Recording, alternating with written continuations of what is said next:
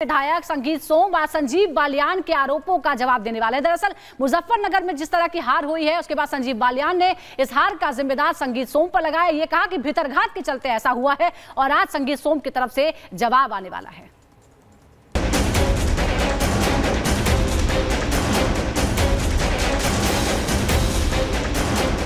मुजफ्फरनगर में आमने सामने आए बीजेपी नेता।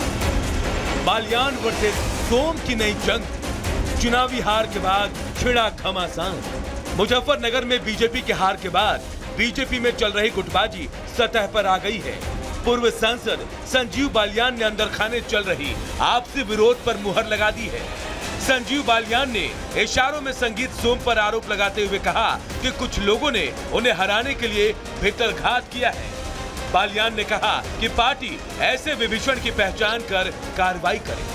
मैं उम्मीद करता हूं कि कार्रवाई होनी चाहिए थी और आगे भी उम्मीद रखूंगा अपनी पार्टी से कि जो बिल्कुल खुले तौर पर जिन्होंने समाजवादी पार्टी का चुनाव लड़ा है और यहाँ बड़ी पोजीशन लिए हुए हैं और सरकारी सुविधाएं भी ले रहे हैं, तो कृपया करके पार्टी, मेरा निवेदन रहेगा, पार्टी इस पर शायद ध्यान देगी और कार्रवाई निश्चित। आपको बता दें कि लोकसभा चुनाव से पहले ही सरधना सीट से पूर्व विधायक संगीत सोम और संजीव बालियान का आपसी विरोध जग जाहिर हो गया था। पूर्व विधायक और चर्चित नेता रहे संगीत सोम ने हालांकि खुद कभी भी बालियान के खिलाफ कुछ नहीं बोला, लेकिन माना जाता है कि सोम के इशारे पर उनके समर्थकों ने बालियान का विरोध किया। संगीत सोम और बालियान के बीच विरोध के बीच 2022 के विधानसभा चुनाव के समय ही पड़ गया था। 2022 विधानसभा चुनाव में बालियान पर सोम के विरोध का आरोप था। आरोप है कि बालियान समर्थकों ने सोम को हराने के लिए मतदान किया था। सोम समर्थकों ने उनकी हार का ठीकरा बालियान पर फोड़ा था। अब लोकसभा चुनाव में सोम ने बालियान के खिलाफ मोर्चा खोल दिया। हालांकि सरधना में एसपी बीएसपी दोनों को करीब 80 हजार वोट मिले। चुनाव के दौरान वेस्ट यूपी के राजपूतों ने बीजेपी के खिलाफ मोर्चा खोल दिया था। राजपूतों के विरोध को खत्म करने के बजाय संजीव बालियान ने इसे ज्यादा तवज्जो न देने की बात कही। हालांकि उस समय राजपूत समाज से आने वाले संगीत सोम ने कहा था कि ठाकुर पूरी तरह से बीजेपी के साथ है।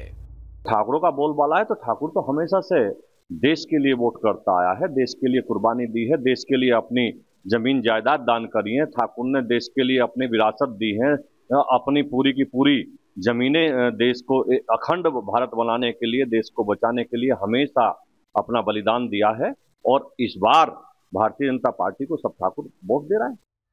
आपको बता दें कि लोकसभा चुनाव में संजीव बालियान मुजफ्फरनगर सीट से हार गए। जानकारों की माने तो इस हार का बैकग्राउंड काफी पहले से ही तैयार होना शुरू हो चुका था। राजनीति के जानकारों के मुताबिक संजीव बालियान के हार के कुछ दूसरे कारण भी हैं। संजीव बालियान पर स्थानीय जनता से दूर होने का आरोप है। खुद जाट होकर जाटों का वोट हासिल करने में नाकाम रहे बालियान।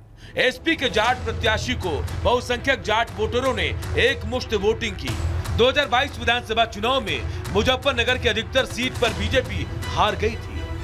बीजेपी मुजफ्फरनगर समेत वेस्ट यूपी की सीटों पर हुई हार की समीक्षा कर रही है, लेकिन संजीव बालियान ने संगीत सोम पर हार का ठीकरा फोड़कर पार्टी में फैली गुटबाजी की आग को और हवा दे दी है। Bureau report, Republic Bharat.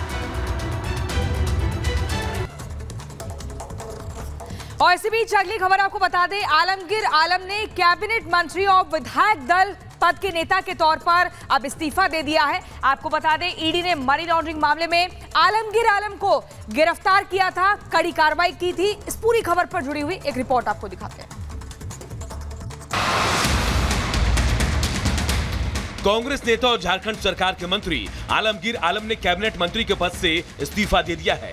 यही नहीं, उन्होंने कांग्रेस विधायक दल के नेता से भी अपना इस्तीफा दे दिया है। आलमगीर आलम ने मंत्री पद के लिए मुख्यमंत्री चंपई सोरेन को अपना इस्तीफा सौंपा, जबकि सीएलपी नेता पद के लिए उन्होंने जेल अधिकारियों के माध्यम से कांग्रेस के राष्ट्रीय अध्यक्ष को अपना इस्तीफा सौंप दिया है।